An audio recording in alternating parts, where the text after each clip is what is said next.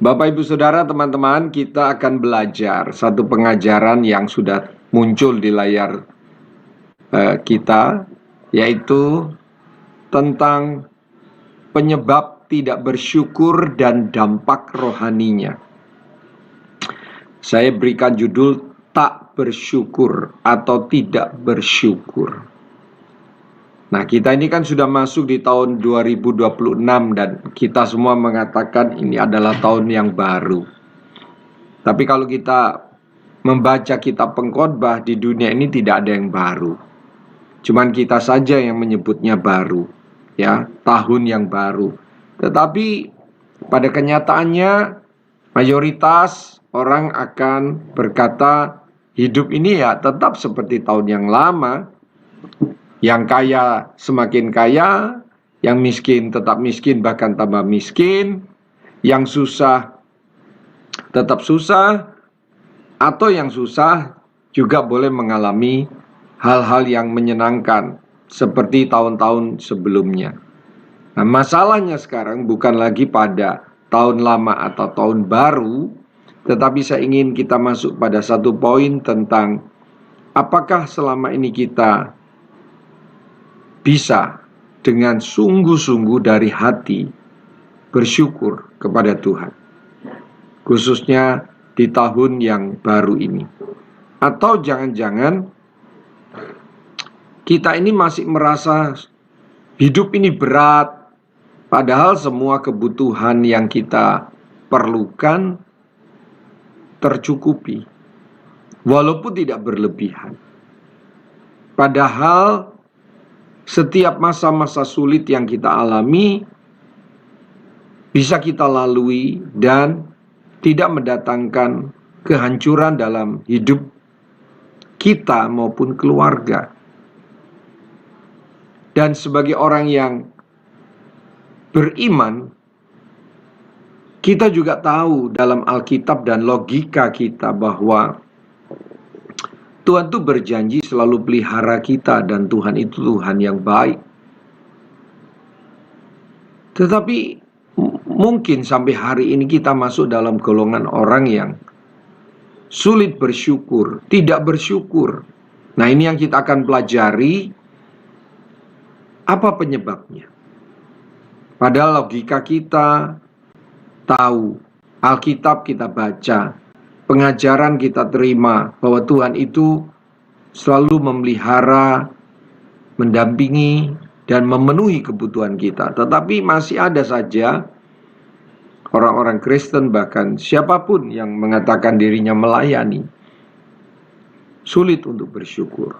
Nah, teman-teman, ada nats utama ya yang kalau kita pelajari dengan detail latar belakang ayat ini, itu sangat jelas berkaitan dengan salah satu kebenaran, yaitu tidak mengucap syukur atau tak bersyukur. Saya bacakan ya, Roma 1 ayat 21. Sebab sekalipun mereka mengenal Allah, saya ulangi ya, mereka itu mengenal Allah. Kalau saya tambahkan frase berikutnya ini dengan kata penghubung tetapi, maka itu lebih tandas. Saya ulangi ya. Sebab sekalipun mereka mengenal Allah, tetapi mereka tidak memuliakan Dia sebagai Allah atau mengucap syukur kepadanya. Sebaliknya, akal atau pikiran atau pengertian mereka itu sia-sia, menjadi sia-sia. Dan hati mereka yang bodoh menjadi gelap. Jadi teman-teman, ayat 21 ini ya, kalau kita baca dengan cara membaca ayat-ayat sebelumnya dan membaca ayat-ayat sesudah ayat 21, kita baca dengan tidak terburu-buru, kita baca dengan tidak memotong-motong ayat yang merupakan rangkaian, sehingga kita tidak kehilangan makna yang dalam, maka kita akan menemukan, kita akan memiliki sudut pandang yang lebih luas, pengertian yang lebih luas tentang tidak bersyukur ini, tentang tak bersyukur. Ya, kalau Anda nanti selesai koran bio ini, boleh baca ayat di atasnya, ya, ayat-ayat sebelum ayat 21 dan ayat-ayat setelah ayat 21. Maka kita akan mendapat sudut pandang atau cakrawala dan pengertian yang lebih luas tentang tidak bersyukur. Sekarang kita lanjutkan. Mengapa sih seseorang itu sulit bersyukur? Nah, saya ajak kita melihat dari sudut ilmiah dulu ya, secara psikologis. Yang pertama, secara psikologis, orang yang tak bersyukur itu biasanya adalah dia orang yang punya standar terlalu tinggi sehingga tidak pernah puas, yaitu orang yang perfeksionis atau perfeksionisme. Yang dia anut itu kesempurnaan ideal tanpa menerima hal-hal yang tidak ideal dan logis, tidak sempurna. Tidak bisa orang seperti ini menerima keadaan itu. Pikirannya adalah sempurna. Selalu ingin mendapat yang lebih baik, lebih baik, lebih baik, dan lupa mensyukuri apa yang sudah ada. Lupa menikmati apa yang sudah ada. Ini yang pertama. Yang kedua, mengapa seseorang sulit bersyukur dari sudut psikologis adalah dia orang yang suka melakukan perbandingan. Fokus hidupnya pada orang lain, ya, bukan pada apa yang telah dia punya, bukan apa yang sedang dia nikmati. Sehingga dia lupa bersyukur untuk hidupnya. Ya, perbandingan dengan orang-orang di sekitarnya, yaitu perbandingan sosial, itu membuat hidupnya sulit bersyukur. Bapak Ibu, teman-teman, hati-hati dengan pengaruh media sosial, medsos. Aplikasi apapun itu. Dan yang paling mudah masuk di HP kita ada setidaknya 3 atau 4 aplikasi. Saya tidak perlu sebut namanya. Hati-hati. Aplikasi itu adalah alat. Tergantung siapa yang menggunakannya. Kalau alat itu dipakai untuk hal yang buruk, maka kita akan mengalami pengaruh yang buruk. Kalau kita tidak hati-hati. Ya, postingan orang lain, perhatikan kalimat atau statement saya ini. Postingan orang lain, misalnya orang itu memposting dia sedang makan dengan istrinya, dengan suaminya, dengan anak-anaknya, di tempat yang cukup mewah, di tempat yang sangat indah. Atau ketika kita melihat postingan orang dia sedang tamasya, teman kita, atau jangan-jangan itu orang yang kita tidak sukai, sedang bertamasya di tempat yang indah, di luar negeri bahkan. Lalu kita melihat orang lain posting dengan kendaraannya yang mewah, kendaraannya yang baru, kendaraannya yang bersih, kendaraannya yang indah, entah itu mobil, sepeda motor.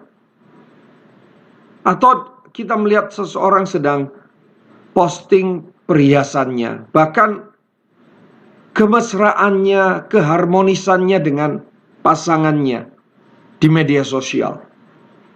Atau postingan-postingan yang lain. Orang yang hidup dalam selalu membandingkan dirinya dengan orang lain, perbandingan sosial, ini akan sulit bersyukur. Bahkan tidak pernah bersyukur. Nah, ini baru 2 hal dari sisi psikologis. Perfeksionisme dan orang yang suka melakukan perbandingan-perbandingan. Yang ketiga, Mengapa seseorang sulit bersyukur? Mungkin dia pernah mengalami trauma atau luka di masa lalu, luka batin, ya, yang membuat dia sinis terhadap kehidupan, yang membuat dia sinis terhadap kebaikan-kebaikan yang sebenarnya Tuhan banyak memberi kepada dia. Sebenarnya banyak orang-orang di sekitarnya yang baik dengan dia. Tetapi orang yang trauma atau memiliki luka di masa lalu, luka batin, maka dia lebih fokus kepada lukanya, sakitnya, traumanya. Sehingga ketika diberikan makanan yang enak, bagi dia itu makanan yang tidak enak. Kenapa? Karena dia pernah trauma dengan sebuah, dalam tanda kutip, makanan masa lalu yang pernah dia makan. Dia selalu merasa dunianya ini suram sehingga sulit melihat sisi lain daripada kehidupan yang patut disyukuri. Yang ketiga ini, dari trauma atau luka di masa lalu, luka batin yang terjadi. Makanya perlu disembuhkan, dipulihkan dari trauma-trauma, luka-luka batin yang terjadi. Yang keempat, dari sisi psikologis, orang-orang yang belajar psikologi juga mengakui ada aspek rohani dalam perkembangan psikologi atau kejiwaan seseorang. Apa itu? Kenapa orang itu sulit bersyukur? Karena memang kondisi rohaninya cebol atau kerdil. Anda tahu ya tentang persoalan atau tentang ketidaknormalan tubuh seseorang yang kerdil atau cebol ini. Ini bukan berarti orangnya belum berumur. Orang yang cebol itu badannya mungkin ya 70 cm dari lantai, ya, tidak normal. Tetapi tubuhnya yang cebol, yang tidak normal itu harusnya kalau diselidiki atau diketahui dari sudut umur atau usia, harusnya tidak 70 cm tingginya.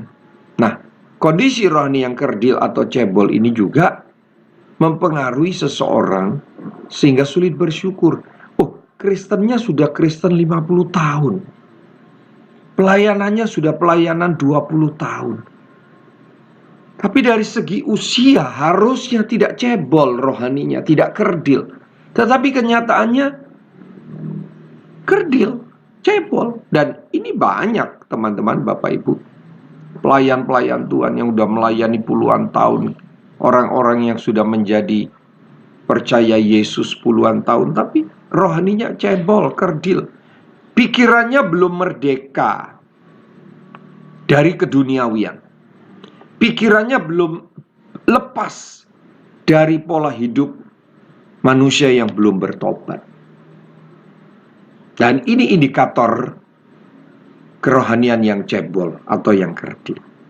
Itu dari sudut psikologis. Sekarang kita lihat dari sudut Alkitab atau teologis. Yang pertama, mengapa seseorang sulit bersyukur dari sisi teologis atau dari sudut Alkitab? Yang pertama, hati yang tidak mengenal Allah secara pribadi. Ayat yang tadi kita baca itu bagus sekali. Ya. Sekalipun mereka mengenal Allah, boleh bantu kembali ke nats utama tadi? Ya. Sekalipun mereka mengenal Allah, mereka itu harusnya mengenal Allah memang. Ke ayat utama tadi. Ya. Ya, makasih. Kalau Anda baca ayat-ayat di atasnya, mereka harusnya tidak bisa berdalih bahwa Allah itu tidak dikenal atau Allah itu tidak ada.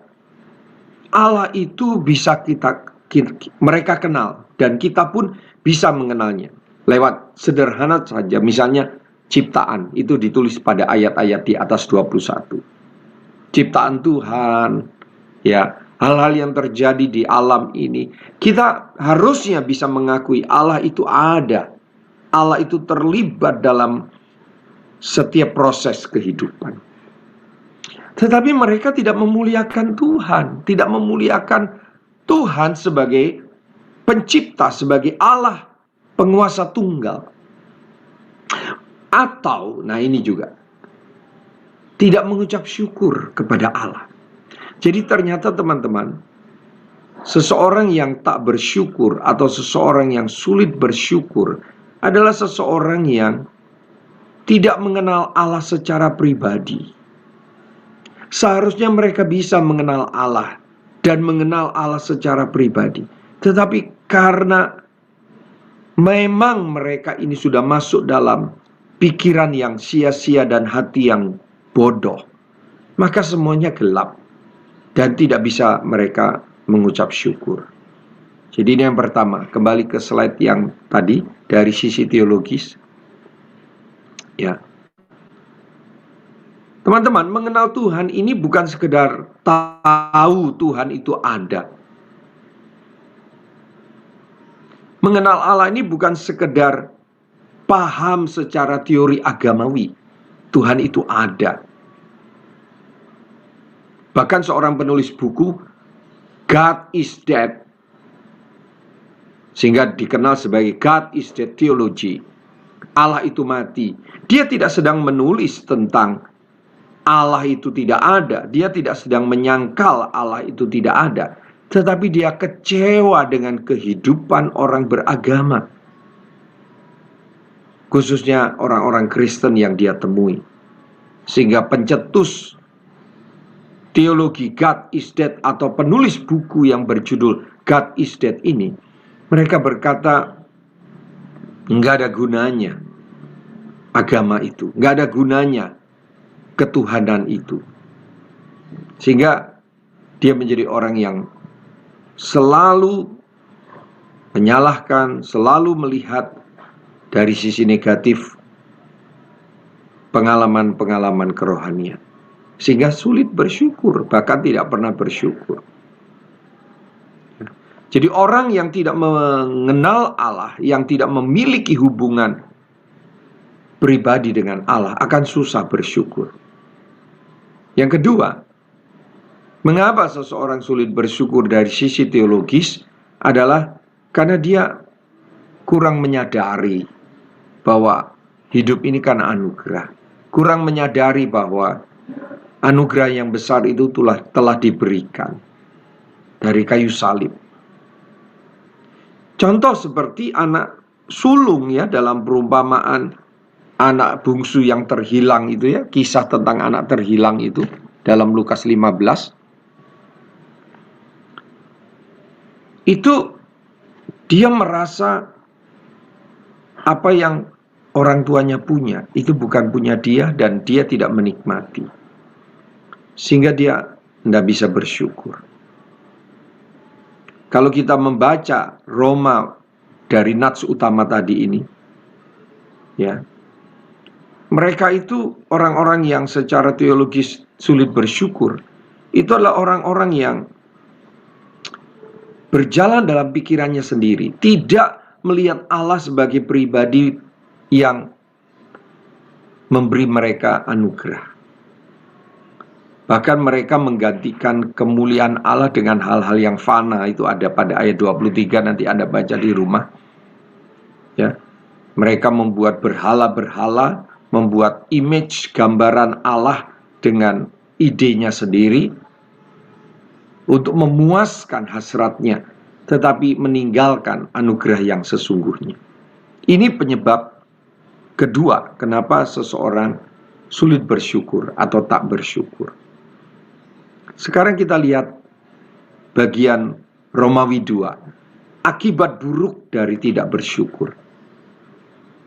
Ya, di sana ada aspek psikologis, ada aspek spiritual atau teologis, dan relasional atau secara etis. Akibat buruk dari tidak bersyukur, dampak psikologisnya adalah selalu cemas dan selalu mengalami perasaan tersingkirkan, terisolasi. Bahkan mungkin dia sendiri mengisolasi diri, menarik diri dari pergaulan yang sehat, yang baik. Karena selalu cemas, maka kepuasan hidupnya menurun. Dan orang seperti ini bisa masuk ke area depresi. Bahaya sekali. Dimulai dari apa? Sulit atau tidak mau bersyukur untuk perkara-perkara yang harusnya disyukuri. Ya, harusnya disyukuri. Lalu aspek spiritualnya, kerohaniannya. Jauh dari kehendak Allah. Dia tidak menjadi pelaku kehendak Allah. Dia hanya berjuang untuk kehendaknya sendiri. Imannya jadi kering walaupun dia mengaku ritual secara rohani. Tetapi itu tidak akan membawa pertumbuhan kerohaniannya. Karena memang imannya kering. Dan kehilangan damai sejahtera.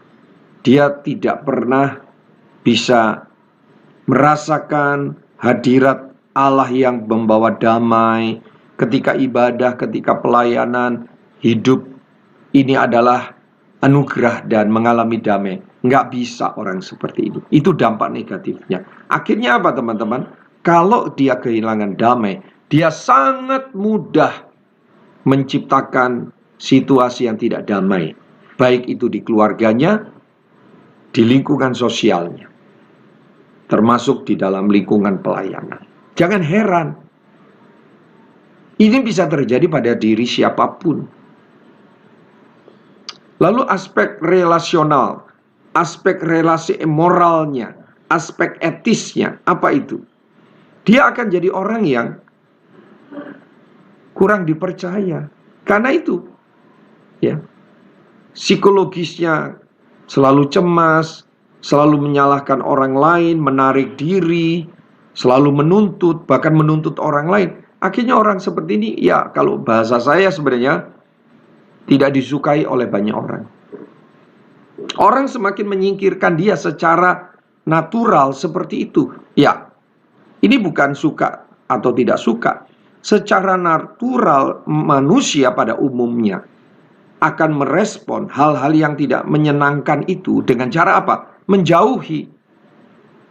Nah, orang yang tak bersyukur atau orang yang sulit bersyukur, itu akan kelihatan dari ucapannya, kelihatan dari tindakannya, kelihatan dari pertumbuhan rohaninya, maka terdeteksi oleh orang lain, maka orang lain akan menjauh. Termasuk kurang dipercaya. Tidak disukai dalam komunitas. Jadi dia menjadi orang yang hidup untuk diri sendiri. Nggak punya belas kasihan, sulit bekerja sama. Ini orang-orang yang jadi orang yang bisa jadi orang yang kejam, ya. Jadi orang yang melakukan sesuatu tanpa perasaan yang benar. Hati-hati teman-teman. Ini sih dampak buruk ya. Kalau kita merasa saya nggak mengalami begitu, walaupun saya ini hidupnya nggak bersyukur, ya mungkin orang itu belum masuk ke area yang buruk seperti ini, tapi sedang berproses ke area ini tanpa disadari. Seperti kita mengendarai kendaraan tanpa kita sadari, kita tidak memperhatikan cadangan bahan bakar kita. Kita nyelonong aja naik mobil enak, ngobrol tanpa melihat cadangan bahan bakar kita itu mengarah kepada krisis. Empty, kosong, bahkan bisa habis. Jadi jangan Anda membiarkan ya rasionalisasi kita mengarah kepada menolak kenyataan bahwa aku ini memang orang yang sulit bersyukur. Untuk suami, untuk istri, untuk anak, untuk orang tua, untuk pekerjaan, untuk kesehatan, untuk fasilitas keadaan hidup. Nggak bisa disyukuri. Bersyukur untuk suami yang udah kerja keras walaupun dia nggak sempurna karakternya. Sulit bersyukur untuk istri yang menjadi ibu rumah tangga, mama bagi anak-anak kita. Yang dilihat cuma sudut pandang negatif saja. Sulit mensyukuri untuk kehadiran istri. Ya. Nah, kalau ini terjadi, teman-teman, orang-orang seperti ini akan terpuruk hidupnya. Coba kita lihat Yudas 1 ayat 16. Itu. Mereka itu orang-orang yang menggerutu dan mengeluh tentang nasibnya. Hidupnya menuruti hawa nafsunya. Hidup menuruti hawa nafsu. Tetapi mulut mereka mengeluarkan perkataan-perkataan yang bukan-bukan. Dan mereka menjilat orang untuk mendapat keuntungan. Jadi gini, orang yang tak bersyukur ini, teman-teman, bukan hanya merusak dirinya sendiri, tapi juga merusak orang lain, merusak keluarganya, merusak pasangannya tanpa dia sadar. Sehingga kalau dia konseling, kalau dia bercerita, atau dia sharing di kompak tentang suaminya, tentang istrinya, tentang anaknya, atau anak tentang orang tuanya, atau dia sharing tentang orang lain, selalu memburukkan, menjelekkan orang lain. Jadi ini adalah kenyataan. Ya, kenapa masalah tidak bersyukur ini saya ingin kita membahas, mempelajarinya. Saya menemukan orang-orang yang sulit bersyukur ini, menemukan orang yang tak bersyukur ini. Kerjaannya cuma menyalahkan orang, menyalahkan pasangannya, menyalahkan teman-temannya di kelompok sel, menyalahkan gereja, menyalahkan orang-orang di kantor, dan sebagainya. Ya. Satu ayat lagi, 1 Korintus 10 ayat 10. Dan janganlah bersungut-sungut. Tuhan melarang kita untuk ngomel aja kerjanya, nggak bersyukur aja. Ya, seperti yang dilakukan oleh beberapa orang dari mereka. Akibatnya apa? Mereka dibinasakan oleh Tuhan lewat malaikat maut. Ini pernah terjadi pada diri bangsa Israel. Oke, sekarang bagian yang ketiga. Romawi 3. Bagaimana menumbuhkan hati yang bersyukur? Jelas dalam 1 Tesalonika 5 ayat 18 dikatakan, mengucap syukurlah dalam segala hal.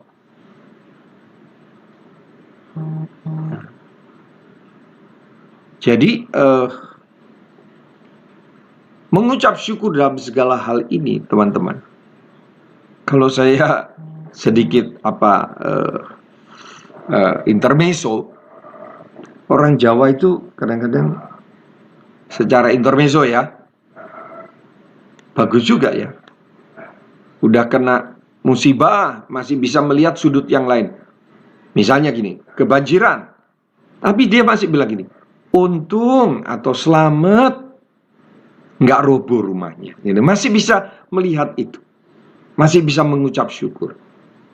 Misalnya mobilnya mogok gitu di jalan tol, tapi masih bisa gini, selamat nggak ketabrak gitu. Syukur, untung mogoknya pas tolnya sepi. Nah, saudara, kalau kita mau bersyukur dalam peristiwa buruk sekalipun, pasti ada sisi lain yang kita bisa syukuri dalam rentetan peristiwa itu. Ya. Nah, caranya bagaimana untuk menjadi pelaku kehendak Tuhan, yaitu mengucap syukurlah dalam segala hal. Yang pertama, bagian A, bangun disiplin bersyukur. Jadi setiap hari, ya, sebelum mendengarkan apa-apa, setiap hari sebelum beraktivitas apa-apa, bangun bersyukur. Syukur. Kita nggak tahu hari ini terjadi apa. Setelah kita bangun, perasaan kita dibawa kemana, tapi dasari dengan bersyukur. Contoh, kalau suami istri ingin membangun relasi yang sehat, yang harmonis, yang intim, maka setiap pagi bangun, buka mata, lihat pasangannya, selalu bilang, I love you, God bless you, gitu ya. Nah, ini kalau kita ingin punya disiplin bersyukur, mengucap syukurlah setiap hari. Lalu lanjutkan dalam doa, pujian, dan percakapan dengan pasangan, dengan keluarga, dengan orang-orang yang kita jumpai di kantor, di pekerjaan, dengan ucapan syukur, kata-kata bersyukur. Dan ini harus diupayakan, dilatih, dibangun seperti kita melatih otot kita di usia yang sudah di atas 40, di atas 50. Itu harus diupayakan latihan penguatan otot supaya di masa tua kita bisa tetap bugar. Ya. Ini yang pertama, bangun disiplin untuk bersyukur. Jangan tunggu Roh Kudus bicara, Roh Kudus menegur. Ya, kalau sampai Roh Kudus bicara dan Roh Kudus menegur itu biasanya orang yang keras hati, orang yang bebal itu biasanya. Ya, jangan bilang ini adalah karunia marifat, karunia bernubuat. Ya, bedakanlah. Yang berikutnya, bagaimana menumbuhkan hati yang bersyukur? Tumbuhkan hubungan yang intim dengan Tuhan. Teman-teman, bersyukur itu bukan soal keadaan fisik kita atau suasana hati kita membawa kita kemana. Ini persoalan kedekatan kita dengan Tuhan. Ya, mengucap syukur itu lahir dari sebuah keintiman dengan Tuhan, kedekatan dengan Tuhan. Untuk membangun terus keintiman dengan Tuhan secara intensional, secara terencana dan sengaja. Saya pribadi, istri saya juga, kerap kali kami melakukan hal yang paling sederhana. Apa itu? Kami berbahasa roh secara pelan. Kalau tempatnya bebas di mobil gitu, kami berbahasa roh dengan suara yang terdengar. Speak under your breath. Berbicara dalam batinmu, dalam benakmu, dalam lubuk hatimu. Sehingga hubungan kita dengan Tuhan itu bukan hubungan agamawi ketika di gereja saja, ketika 2 jam pelayanan ada di gereja, atau ada di mimbar, atau ada di mesbah koramdio seperti ini. Sedikit lagi saya akan akhiri supaya kita bisa tanya jawab ya, bisa diskusi. Berikutnya, bagaimana menumbuhkan hati yang bersyukur? Hidup dalam komunitas yang suka bersyukur. Kelilingi diri Anda dengan orang yang membangun. Kelilingi diri Anda dengan orang yang positif. Bukan dengan orang yang suka mengeluh. Bukan berarti kita memusuhi orang yang sulit bersyukur. Tetapi Alkitab sudah berkata, pergaulan yang buruk merusak kebiasaan yang baik. Kalau boleh pilih, saya akan mengurangi bertemu dengan orang-orang yang negative thinking, yang overthinking, yang selalu ngomongin kejelekan orang, muak rasanya ya. Nah, teorinya adalah hiduplah dalam komunitas yang sebaliknya.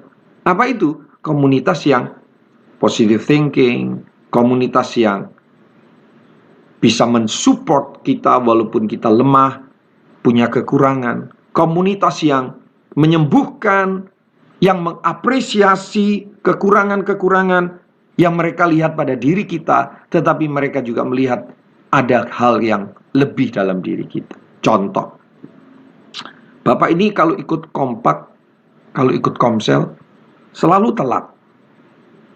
Selalu telat. Tapi walaupun selalu telat, dia selalu ikut komsel. Daripada yang selalu on time tapi ikut komselnya Senin Kemis, pasang surut. Lalu setelah kita teliti, kenapa Bapak ini ikut komsel selalu telat? Ternyata karena memang dia kalau pulang kerja mepet, sekalipun mepet dan lelah, dia selalu datang komsel. Nah, ini komunitas yang baik, yang bisa melihat kekurangan kita dan kelebihan kita dengan positif. Ya, carilah komunitas yang seperti itu. Kalau Anda merasa komunitas Anda adalah komunitas yang toksik, komunitas yang tidak lagi membuat Anda bertumbuh, ya boleh, silahkan. Dengan tidak memusuhi, dengan tidak mengata-ngatai komunitas itu, dan tentu dengan fair ya, dengan realistis. Ini komunitasnya bermasalah atau Anda yang bermasalah? Gitu. Jadi ikuti teori di atasnya. Jangan-jangan komunitas kita itu sudah baik, tapi kitanya yang sulit bersyukur untuk komunitas kita. Sehingga kita lihat komunitas kita adalah komunitas yang buruk. Itu juga bisa terjadi. Tapi secara realita kalau ada komunitas yang berisi orang-orang yang tidak suka bersyukur, ya Anda jangan ada di komunitas itu. Ya. Sekarang yang berikutnya. Paksakan dan latih diri melayani Tuhan. Supaya apa? Kita fokus kepada pribadi Tuhan. Supaya kita fokus kepada sifat memberi, bukan menuntut, meminta. Banyak memberi, bukan banyak menerima. Itu akan melatih kita, oh ya, hidupku berguna ya. Oh, ada yang bisa aku syukuri, yang bisa aku lakukan untuk Tuhan, kepada jiwa-jiwa dan kepada gereja. Bagian terakhir. Saya masuk pada bagian penutup. Bapak, Ibu, teman-teman, saudara, Tuhan Yesus teladan kita. Ya, kita patut bersyukur, kita patut memaknai hal negatif sekalipun dengan rasa syukur. Saat ada masalah, saat ada tantangan, saat ada kesulitan, saat kebutuhan tinggi tapi rasanya sulit untuk kita memenuhinya, belajar bersyukur. Dan Kolose pasal 3 ayat 17 bilang, dalam segala sesuatu yang kamu lakukan, dengan perkataan atau perbuatan, tindakan atau perkataan, lakukan semua itu dalam nama Tuhan Yesus. Enggak titik. Enggak titik. Sambil mengucap syukur. Kita seringkali terjerat pada moralisme dan agamawi. Merasa diri orang yang bermoral, merasa diri orang yang beragama dengan menyebut nama Tuhan Yesus baik. Tuhan Yesus baik. Tapi kita sulit secara real. Ada orang-orang tertentu, kalau itu bukan kita, sulit secara real mengucap syukur tentang kebaikan Tuhan. Maka di jemaat saya selalu mengatakan gini, kalau Anda bersyukur, pahami, temukan dasarnya, alasannya, mengapa Anda bersyukur. Jadi jangan latah, syukur, syukur, syukur, tapi nggak tahu apa yang disyukuri. Itu syukur yang nggak berkualitas. Nggak menyadari apa sih kata syukur ini terhubung dengan apa. Jadi saya ajarkan kepada jemaat, jangan sekedar syukur, syukur. Nanti Anda akan dipanggil Pak Syukur nanti ya. Atau Pak Syukur kata orang Jawa. Ya. Jadi sadari apa yang Anda syukuri. Baik lewat perbuatan, misalnya melayani, memberi, menolong, atau memperkatakan perkataan-perkataan syukur. Itu harus tahu. Mari kita renungkan, ya, renungkan baik-baik hal-hal yang berikut ini. Slide terakhir. Apakah aku hidup dengan hati yang bersyukur selama ini di tahun 2025 misalnya, dan sudah berjalan 13 hari di bulan Januari tahun baru? Apakah aku masih hidup dengan pola lama? Yang kedua, apa yang selama ini menghalangiku untuk bersyukur? Apa? Anda membayangkan suami yang sempurna kayak sinetron, kayak drakor, dracin, ya. Anda melihat anak sebagai sosok yang mempersulit hidupmu? Yang ketiga, apakah aku sudah sungguh-sungguh lahir baru? Ini penting, jangan-jangan Anda belum lahir baru. Jangan-jangan orang yang tidak bersyukur atau sulit bersyukur itu memang manusia duniawi yang belum lahir baru. Hanya ngaku-ngaku lahir baru saja dengan label Kristen, label ke gereja, label pelayanan. Padahal kalau diurut-urut belum lahir baru. Nah, saya mengajarkan kepada jemaat cara mudah untuk mendeteksi Anda itu kira-kira sudah lahir baru atau belum. Coba ceritakan kapan Anda bertobat. Sungguh-sungguh. Kalau dia nggak bisa menceritakan kapan, tahunnya, bulannya, bahkan tanggalnya, itu sulit. Oke, kalau lupa kapan, seperti apa, dalam peristiwa seperti apa, atau dalam kondisi seperti apa, Anda bisa ceritakan Anda itu sungguh-sungguh lahir baru. Kalau itu juga nggak bisa cerita, udah saya pastikan kamu belum lahir baru kayaknya. Saya doain aja lah, terima Yesus. Sungguh-sungguh tapi. Jadi teman-teman yang ada di Koramdio ini, ya, kita sudah lahir baru belum? Kalau saya tanya, misalnya Pak A yang ada di Koramdio, Anda ingat tahun berapa Anda sungguh-sungguh terima Yesus dan hancur hati minta ampun sebagai orang berdosa, dan itu adalah hari di mana Anda lahir baru? Kalau lupa, ceritakan peristiwanya. Seperti apa? Anda yakin Anda itu manusia baru. Kalau nggak bisa, maaf ya, saya simple aja ngasih indikatornya ini. Jangan-jangan Anda memang belum lahir baru. Ya, itu penting. Sungguh-sungguh lahir baru itu penting. Jangan-jangan saya ini atau si A, si B ini yang sulit bersyukur, yang nggak pernah bersyukur ini, jangan-jangan memang dia Kristen, tapi Kristen agamawi dan Kristen ini, apa namanya, turunan, hanya Kristen warisan agama, dan bukan Kristen lahir baru. Kiranya pengajaran ini menolong kita untuk introspeksi di tahun 2026. Saya mau berdoa dulu singkat sebelum kita masuk ke tanya jawab kalau memang ada ya. Tuhan menolong kami untuk jujur, dan Roh Kudus, roh yang lembut, menolong kami untuk rendah hati, lemah lembut, terima firman Tuhan. Dan jika benar kami belum lahir baru, kami masih manusia duniawi, kami buka hati kami bertobat, minta ampun di tahun 2026 ini. Kami mau jadi manusia baru yang benar-benar sudah lahir baru, bukan agamawi.